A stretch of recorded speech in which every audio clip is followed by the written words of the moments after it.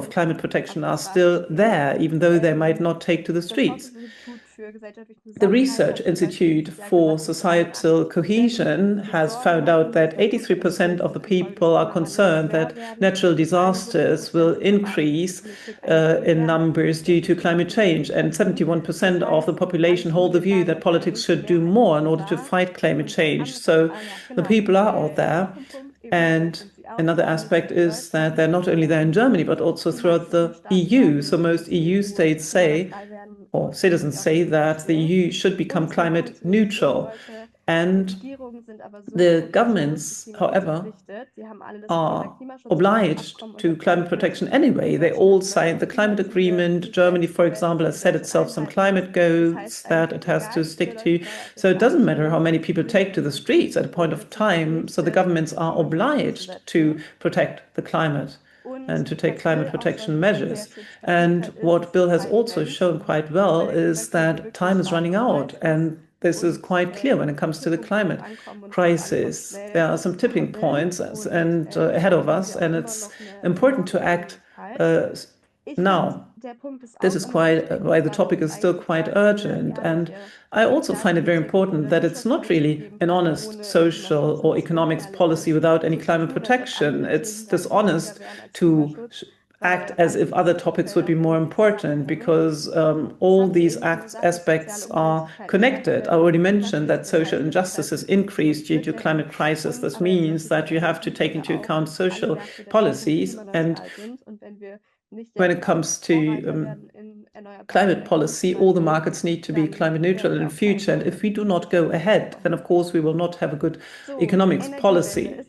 Well, now on the energy transition, this is also the topic today. Bill has already mentioned it. We have a big opponent, and this is the fossil lobby, and it spreads a lot of false information. For example, that climate protection would be extremely expensive, that renewables would be very expensive, and Bill has already shown that the opposite is true, and that renewables are actually the more affordable fuels. And if I have a solar panel on my balcony, then I am independent of price shocks and have the cheapest energy that I can get hold of.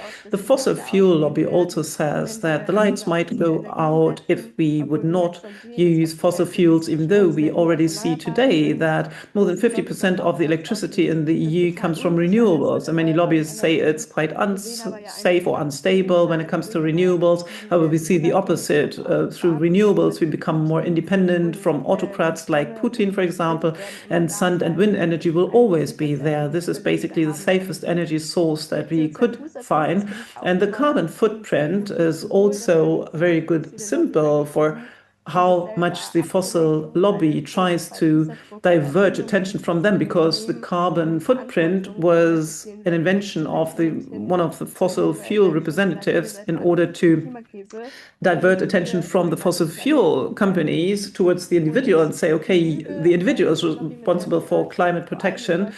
And in Germany, we hear another big lie is that there is this bridge technology, that we do not have sufficient supplies at the moment in order to safeguard a stable supply. This is why we need a bridge technology. However, unfortunately, there is no green gas bridge technology. Gas is still fossil fuel, and it's even more detrimental to the climate than coal, because it consists in large parts of methane, which will linger in the atmosphere and is much more potent than carbon dioxide, for example. So this is simply an investment in a fossil technology, and this is money and funding that actually is missing with renewables then. So the question is not whether renewables should be enhanced, but the question is whether we enhance renewables fast enough. So in order to prevent the worst impact of the climate crisis, but also on the other hand, in order to make sure that we are still at the forefront and can also be an actor and a player in the climate markets of the future. However, there are good symbols for this step back, which also shows the influence of the fossil lobby and how absurd it sometimes is. So one example in Germany, and many people know about it, is Lützerath. There's the biggest carbon source in Europe, which is the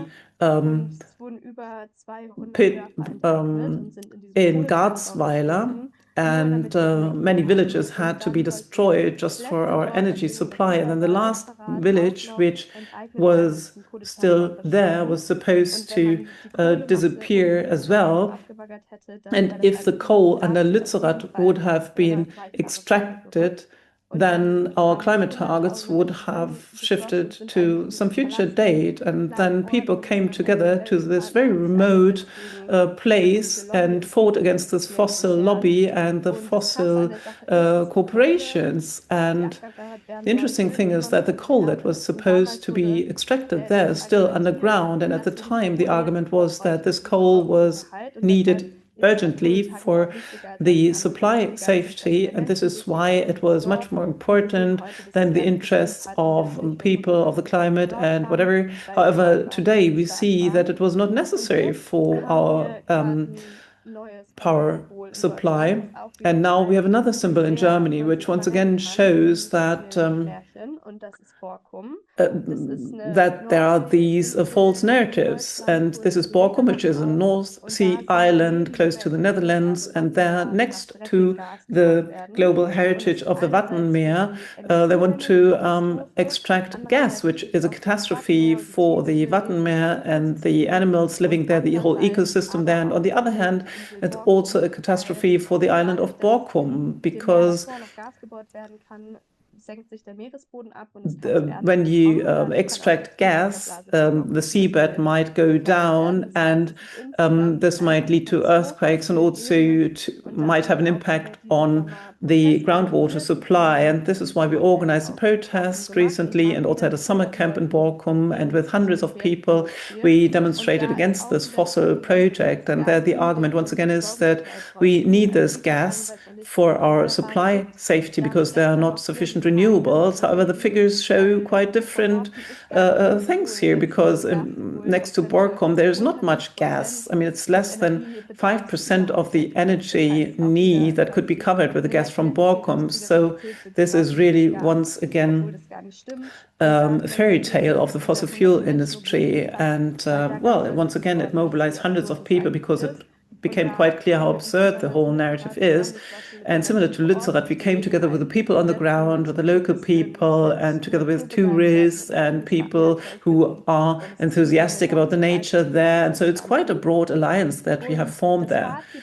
And the conclusion of all this was that symbols like that, but also protests and initiatives, are effective and can lead to more climate protection. But also, on the other hand, Bill has already mentioned it, also strengthen our democracy, because I think it's very important that we do still talk about the topics that are important to us, and that we shift the discourse once again to the pressing and urgent topics like the climate crisis. And when we also address the major questions of justice and fairness in this course and show how affordable and reliable renewable energy is, and if we show that the society can become more just, the economy can be strengthened, and if we continue to go to the streets and protest, then of course we will also strengthen democracy, and we do not always have to talk about the narrative of the rights. And in order to come back to the US, where we could clearly see that in New York, for example, when the mayor was elected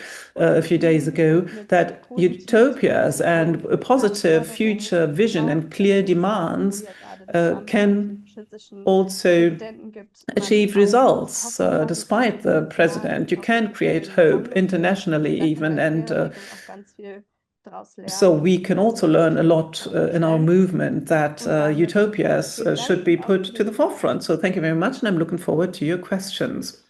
Oh, thank you so much, both of you. I'm gonna stay in English now so we can discuss directly with each other. So really wonderful. I think it was a fantastic combination, actually. Your two views on the topic, and also the vision for the future.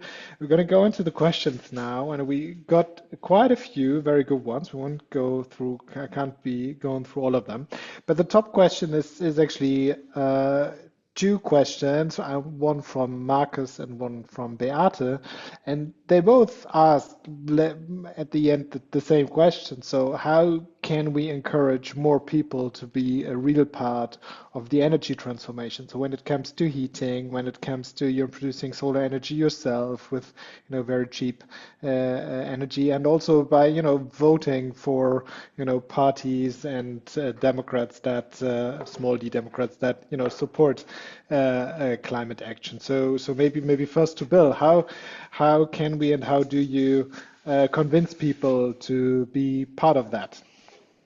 Well, in this country, it may require voting for large D Democrats in the course of this. Look, we encourage people by letting them know what's possible, where we stand. That's what Sunday was about.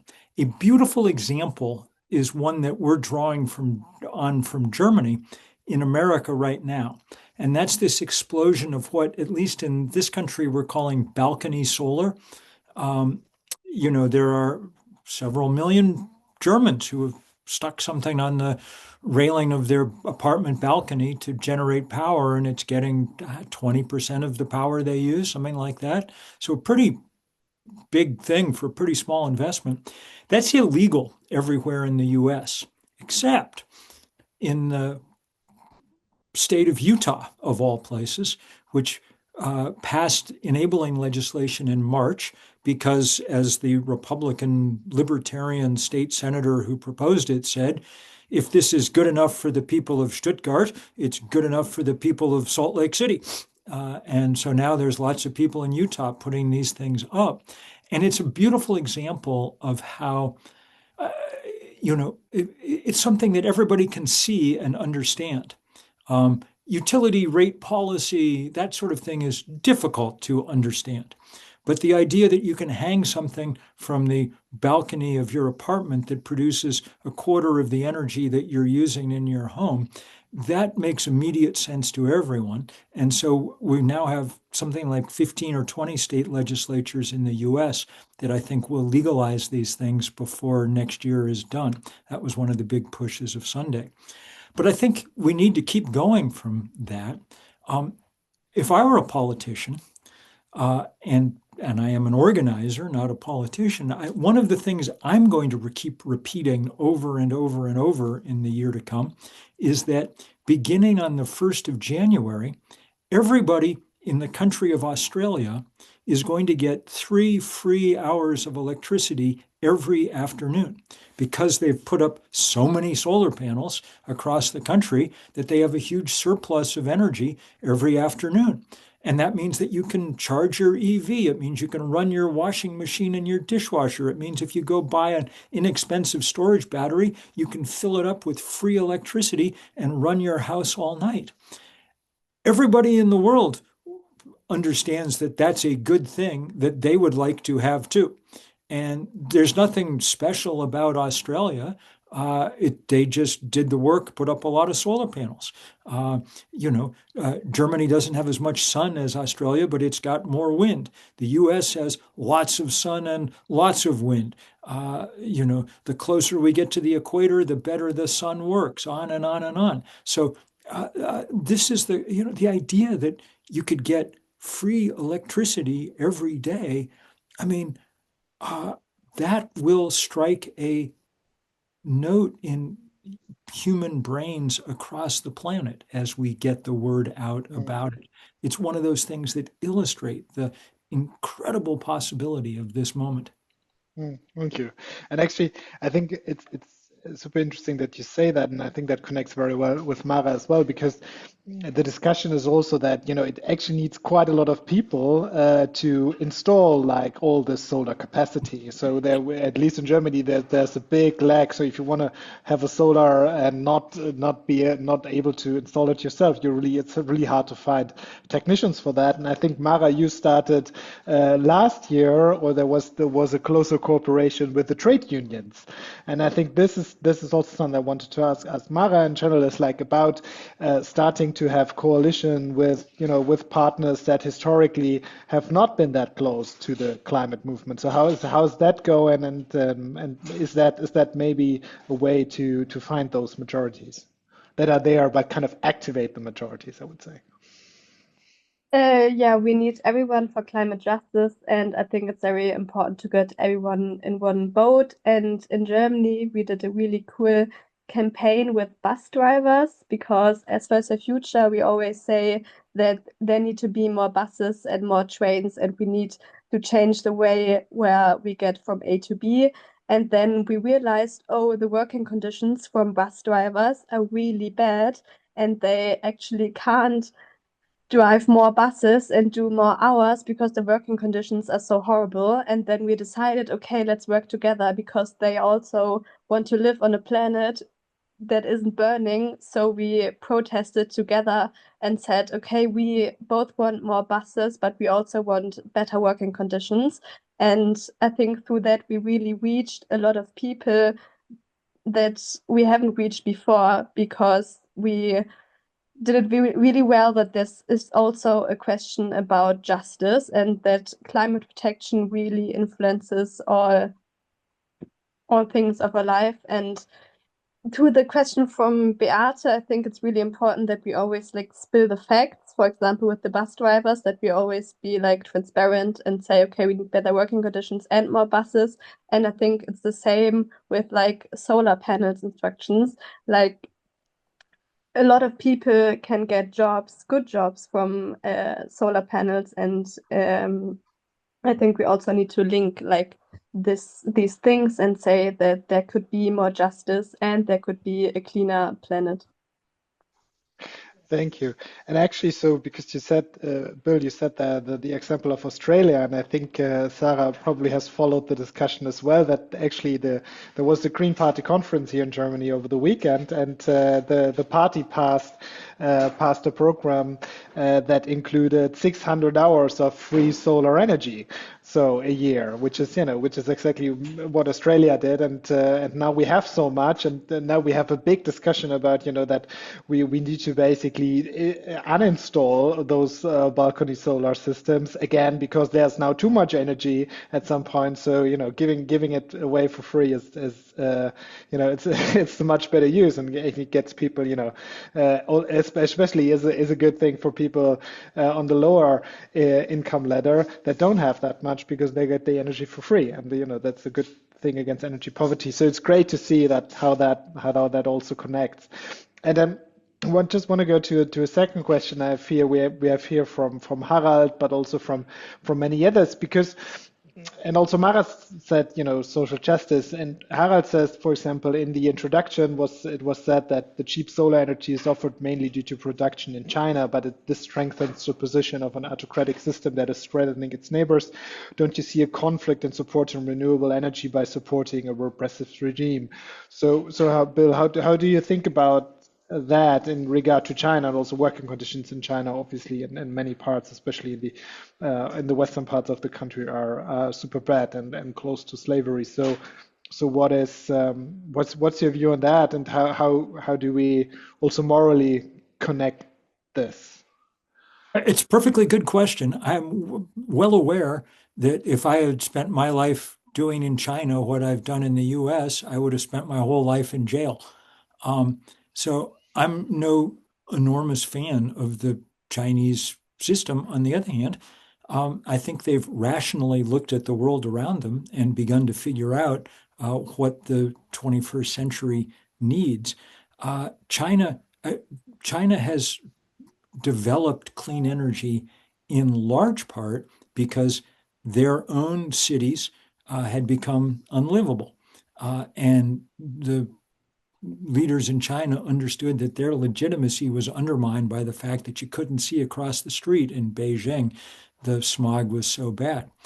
And they have improved those things extraordinarily. Chinese cities no longer appear on the list of the dirtiest cities in the world. In fact, I've talked to friends in Beijing and Shanghai who say that, among other things, those cities are much, much quieter than they were even a year ago because everybody's driving EVs now in them instead of gas-powered cars. I don't know how that translates into justice. I will just tell you that, as I said before, at the moment, 9 million people a year are dying from breathing the combustion byproducts of fossil fuel. The alternative is a world in which we use the products that China has mastered the construction of. And I think that relying on China is a little different than, say, relying on the United States. If you decide that you want to use American LNG instead of clean energy, then you're lining up to, in essence, rent it forever, because you have to keep using it over and over again. You have to keep buying more and more of it. If you one time go buy some solar panels from China, then you no longer depend on China or anyone else. Now you depend on the sun, which so far has come up almost every morning. So I think it's a different proposition. I think in the largest sense, it produces a more just world than the world that runs on fossil fuel. But again, there's no free lunch. It doesn't come without complications. And just adding, there's no reason at all that we can't build solar panels lots of other places too. And we probably should. That's what Joe Biden was trying to do in the United States. And as a result, the largest solar panel factory in the Western Hemisphere is now in Marjorie Taylor Greene's district in the state of Georgia. So, it's a complicated, weird world, but this transition is crucial. Thank you. I want to hand over to Sarah for probably what is probably the last question. This 1 hour was short but crisp. So Sarah. Yeah, I would have a last question for you, Mara. Building a little bit like on, you mentioned several arguments, why we or how we can explain to people why they should engage and why they should be part of the energy transition. And I think all this makes sense. But at the same time, there's also this emotional argument, which I understood, Bill, you were or I trying to make a little bit more with this kind of Sunday idea. And I was just wondering if maybe we as a climate movement should try to not be always on the pragmatic side, but maybe try to engage more with people on an emotional level. So not try to mobilize them only for being against something, but actually be enthusiastic about something. And I feel that this could be the energy transition. And you mentioned the word utopia, and I would actually say it's not a utopia anymore, because what we are seeing right now on a global level is already the start of an energy revolution. So I would be interested to hear maybe your last thoughts on how we can bring this kind of emotional feeling more and make use of it for mobilizing people. And maybe in short, like, is there going to be a Sunday also in Germany next year? Like, is this something you could picture as Fridays for Future movement? Yeah, I think the climate crisis is highly emotional because we're talking about living on this earth. So it's very important that we use all that emotions and put that emotions into mobilizing people. And I also think that we should use emotions. And I think with the examples Borkum and Lützerath, it gets very clear that exactly these places also brought up a lot of emotion for people because they lost their homes, people lost everything. And I think the protests were so big because of all that emotion. So we really have to use all that emotions. And I also think that protesting for climate justice is also a lot about community and also a lot about emotions, because protesting isn't just important. Protesting is also a lot of fun and is also a great experience. And I think you don't get hopeful when you wake up in the morning. You get hopeful when you stand on the streets and protest with other young people. And I think it's always about emotions, because that is what motivates us to stand on the streets, and that is also what motivates us to fight for political changes. And I think it's important that we put emotions also into our mobilizing strategies. And I think Fridays for Future is always open for new strategies, and I think also open for like a Sunday. So yeah, we will keep protesting, and we are open to everything Wonderful. that works. Great. What a great finish. And I think that that's all we have time for today. Thank you both very, very much for this. Thank you, Heinrich Böll Foundation, for this. Thank you, our wonderful interpreters for that, and also Amelie, my colleague in the background, for kind of sorting through the questions and picking them up. Thank you so much. This was a team effort. And we're going to send all the links around and everything you need from Mara and from Bill and from Heinrich Böll Foundation, and also about our next webinar, which will be probably on due diligence and the justice in the Lieferkette. I now completely lost my English here. So, but you know what I mean. And this will be just before Christmas. And with that, I should really go to bed, and hope you can do too. Have a very nice evening. And thank you all for your time. Bye-bye. Thank you. Bye.